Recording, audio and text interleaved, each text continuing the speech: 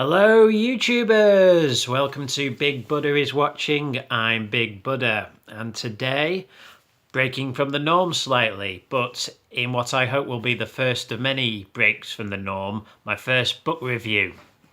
And I've chosen as my first book review to review Hannibal Rising by Thomas Harris.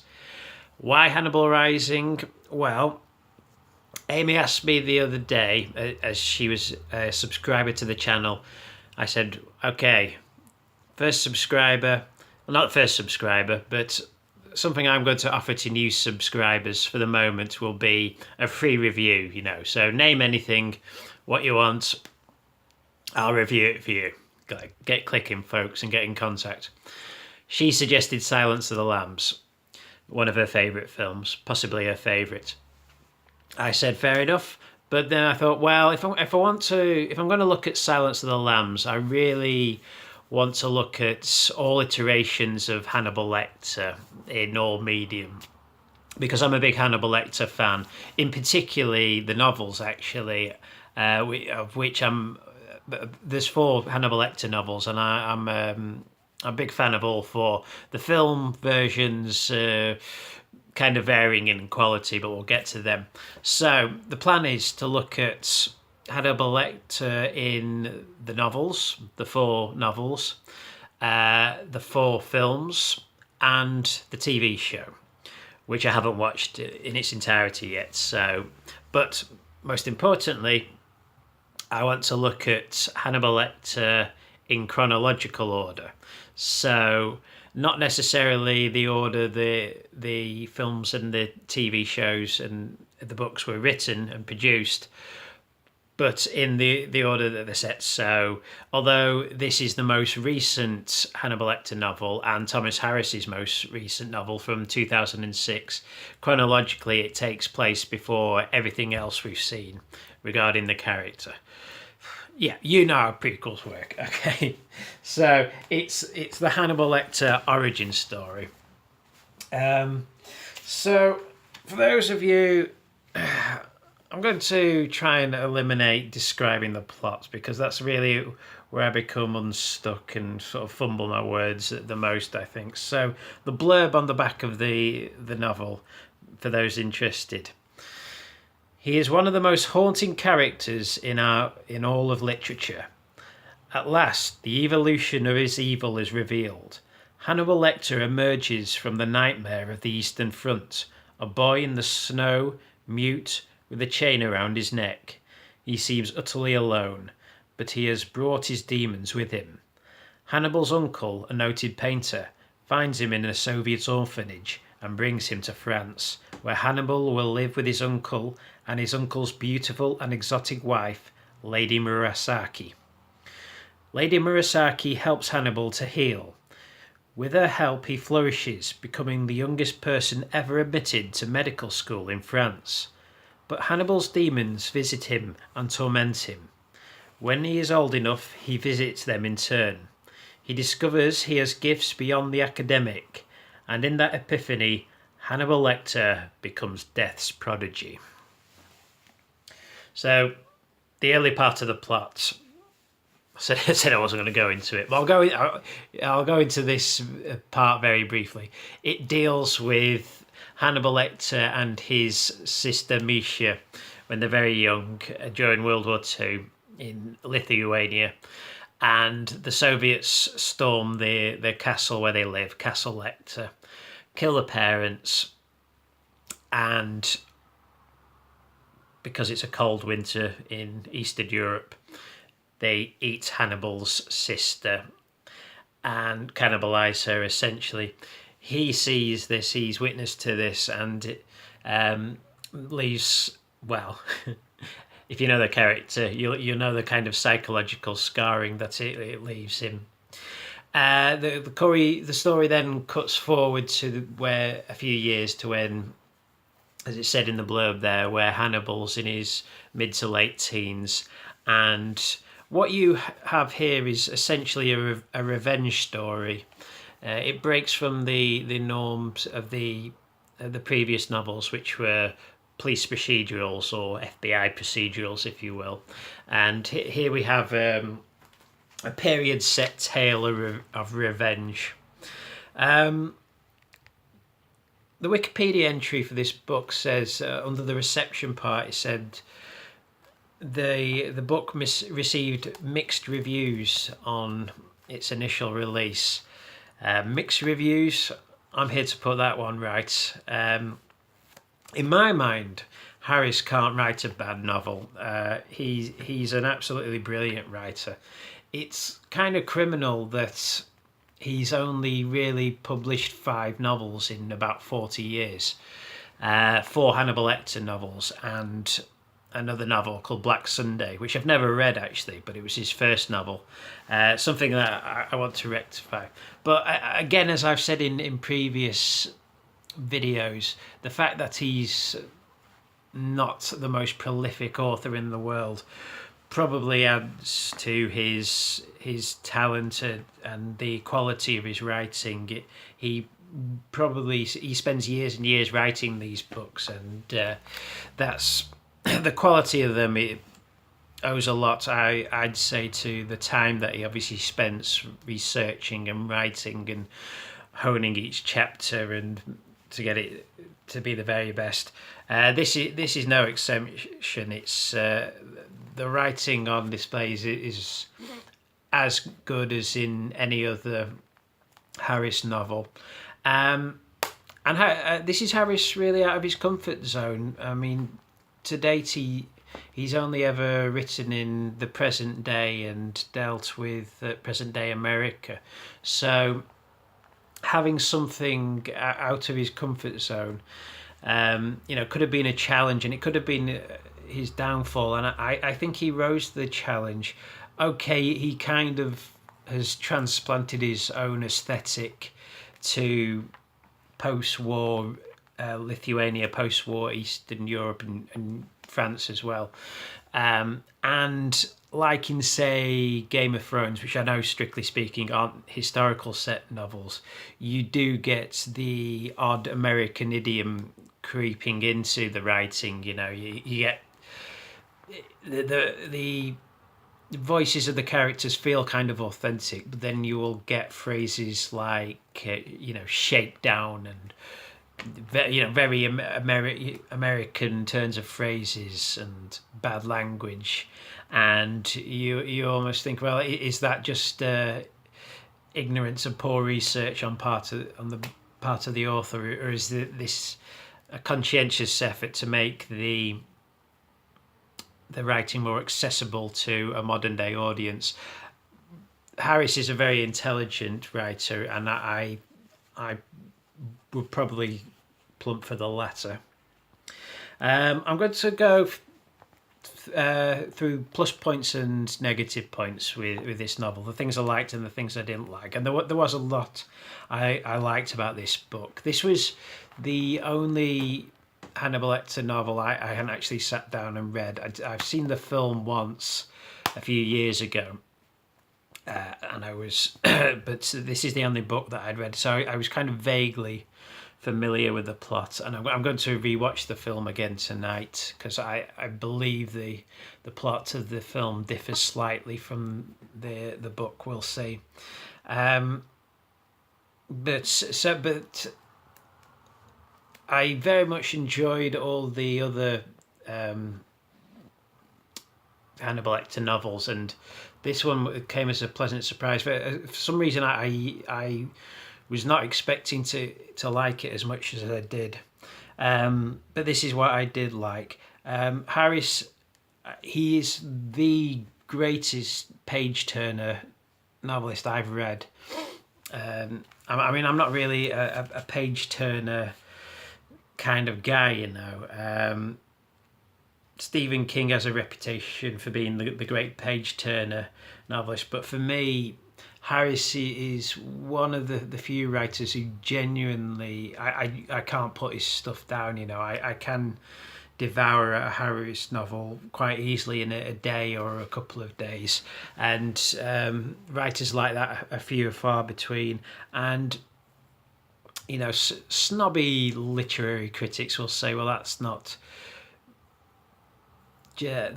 good, necessarily good writing. No, but this is good writing, and it's compelling writing as well. It makes you want to read on it. Harris is the absolute best in the business, I'd say. It's that kind of need to go on type of writing, which is it's what shifts books in America, basically. Harris comes across as either as intelligent and erudite as Lecter himself. Yeah, I mean, the thing is, not a lot is known about Harris. He's a reclusive writer. He's never. I don't think he's ever given an interview, or if he has, he hasn't given one for years, and so he's not a lot is known about him, and so it's pure speculation on my part to say he's like Hannibal Lecter in real life. I don't mean the murder part, obviously, but I'm talking about the erudition.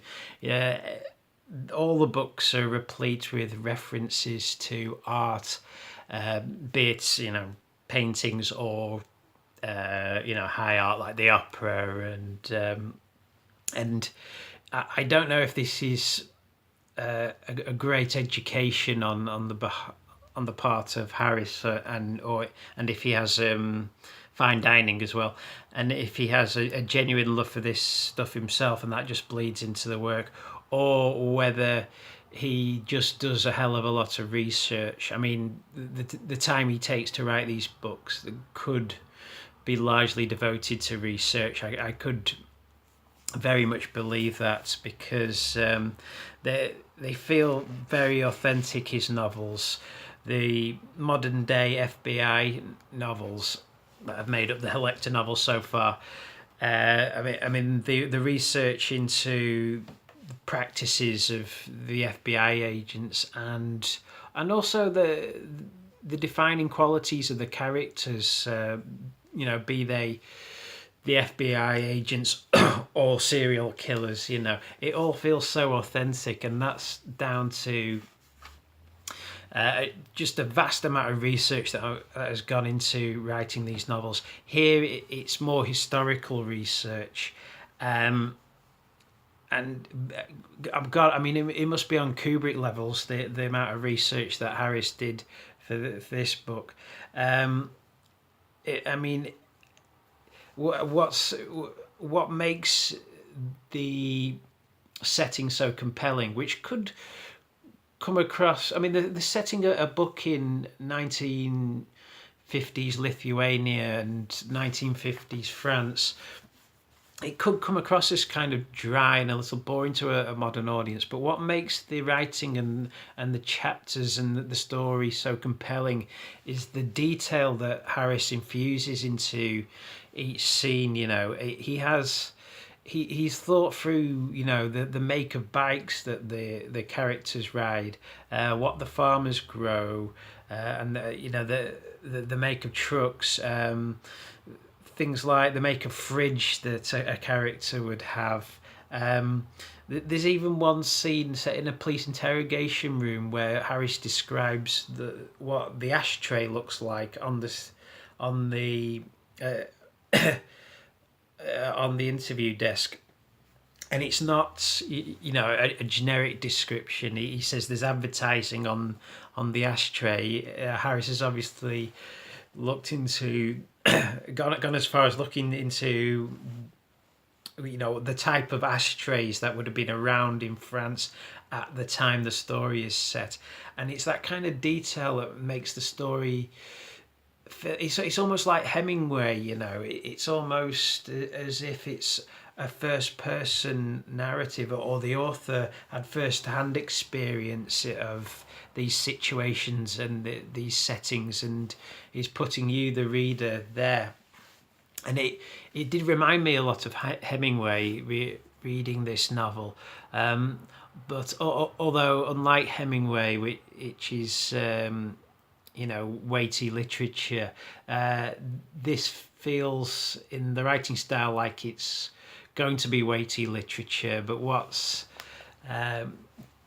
kind of fun about the novel is that plot-wise it is a very conventional thriller, a conventional revenge story, just a very intelligently written and well plotted one, and so that's the thing that draws you in, and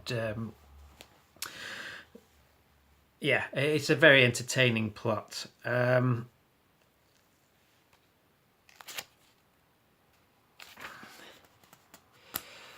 There's also the other compelling thing about the Hannibal Lecter character, and this runs through all the novels really, is there's kind of a voyeuristic aspect to the character. You want, well, in this novel, the voyeuristic aspect is you want to see how a little boy can turn into a monster, and Harris portrays that far more convincingly than George Lucas does in his portrayal of the Anakin Skywalker story. But you want to see that, you want to peel back the layer of evil, and because there's a fascination there with the lurid, with the fractured mind, and that's the other aspect, although we might not want to admit it, that makes this a compelling read. That's what I like about the novel. Gripes, yeah, I mean there are some, definitely. Is it an unnecessary novel? Sure, we didn't need to see Hannibal Lecter's origin story. Does it demystify the character? You betcha. The what makes Hannibal Lecter compelling in The Silence of the Lambs and Red Dragon and Hannibal is the enigmatic quality. He's a very mysterious character. Harris sowed the seeds in Hannibal, the book, when it came to. I think Misha's mentioned in that, and so he was already thinking of a backstory then, but it was only slightly alluded to. There is an argument that seeing a character's backstory demystifies the character, but I think although that is a legitimate criticism, I also think, although a lot of people don't want to admit it, but I think people genuinely do love a good origin story. We want to see Superman's journey from Krypton. We want to see Bruce Wayne's parents getting murdered in front of him over and over again. We secretly revel in the origin story. And another gripe might be, if this had genuinely been the first book in the series, you'd think, what an odd choice of protagonist. Okay, what an odd little story. It felt like what's the word? A pastoral novel set in post-war Eastern Europe, and all of a sudden it turned into a story with these very violent, grisly death scenes in it, and the who in any other character who in any other story would turn out to be the hero. I mean, he kind of technically does turn out to be the hero in this as well, but he's a hero who murders and disembowels his way. And there's a brilliant line in the book where somebody asks, "What is he?" And the inspector says, "I don't think there's a word for what he is yet." And I know if a final gripe would be the ending scene. It kind of takes on that Death Wish quality where everybody knows he's perpetrated these crimes, these revenge crimes at the end, Lecter. But the public support is behind him because they're war criminals that he went after, and I guess Harris was trying to make some sort of comment on the nature of war and what constitutes a crime and what constitutes an act of war. But I found it a little unconvincing that he managed to get away with 4 or 5 murders wholesale. I can't. Apparently, I can't really blame Harris for the shortcomings of this novel, because he was almost blackmailed by Dino De Laurentiis into writing this. Dino De Laurentiis said he wanted to do Hannibal Lecter's origin story on film, and he said he'd do it with or without Harris. And Harris, he wanted Harris to write the screenplay or a story treatment, and Harris sort of begrudgingly went with it because he had an interesting idea, an interesting take on what Hannibal Lecter's origin story would have been, and I think plot-wise at least he would have he's probably come up with something better than anybody else could have written. But I can't really. I guess. So Harris went away and eventually he churned out a novel and the screenplay for the Hannibal Rising film. I can't really blame him for Hannibal Rising being in existence, because if he hadn't done it, then somebody else would have. And if anyone was going to do it, I'm glad it was Harris, because at least he had that quality of writing going on. When the writing is this good and this entertaining, I can forgive a story its faults. That's all I'm going to say. That's my thoughts on Hannibal Rising. Mixed reviews. I think that's a wrong that should be righted now. The Hannibal Rising is a really good book and a really entertaining read. It's not perfect. It has got its faults, and you can make an argument that the book shouldn't exist in the first place. However, it could have been so much worse. It's a good book. I was really riveted and entertained when I read it over the weekend, and it's a really, really good read. So it gets a thumbs up from me. Anyway, that's my first Hannibal Lecter review down. Sticking with Hannibal Rising, I shall next be looking at the film, so join me for that review, and until next time folks, this is me, Big Buddha, signing off. See you all out there in YouTube land.